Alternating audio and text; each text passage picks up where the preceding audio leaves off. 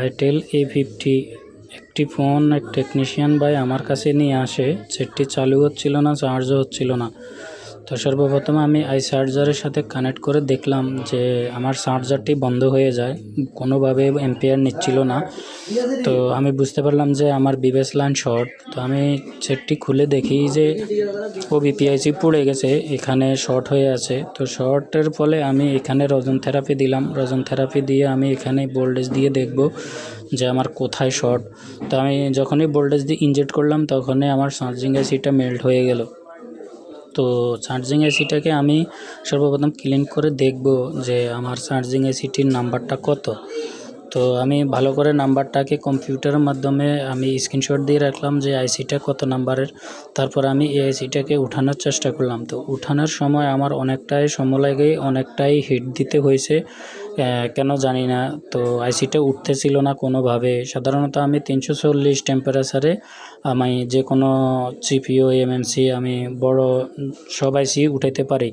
তো আমি এখানে 360 হিট দিয়েও আমি আইসিটাকে সহজভাবে উঠাইতে পারছিলাম না। তো অনেক জোরাবলি করে উঠানোর পরে দেখলাম যে কয়েকটা পিন এখানে ভোল্টেজের যেই বিপাস ভোল্টেজটা আছে ওই ভোল্টেজের পিনগুলা প্রায় জ্বলে গেছে।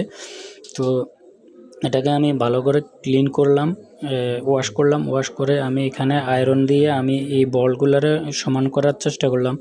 তো এটা অনেকটাই হার্ড ছিল, যে সমান করতে আমার অনেকটাই কষ্ট হয়ে গেছে। তো আমি এটাকে ক্লিন করে বাকি যে বল সমান ছিল না ওগুলাকে আমি একটু ব্লেড দিয়ে করার চেষ্টা করব।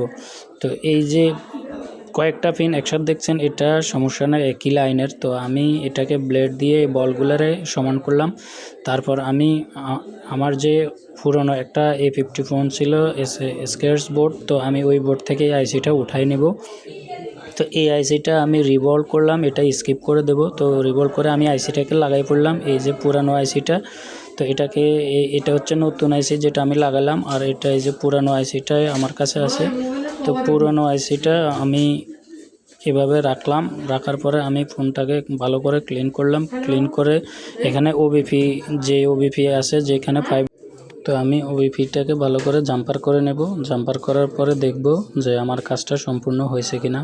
তো আমি ওবিপিটাকে জাম্পার করে নিলাম। জাম্পার করে এখানে ভালো করে একটু ক্লিন করে দিতে হবে। ক্লিন করে আমি আবারও পুনরায় শর্টিং চেক করে তারপর মাদারবোর্ডে আমি ডিসপ্লের সাথে কানেক্ট করে চার্জার লাগাই দেখব যে আমার সমস্যার সমাধান হয়েছে কিনা। তো আলহামদুলিল্লাহ আমার লোগোটা চলে আসছে, ফোনটি সম্পূর্ণ চার্জ হচ্ছে।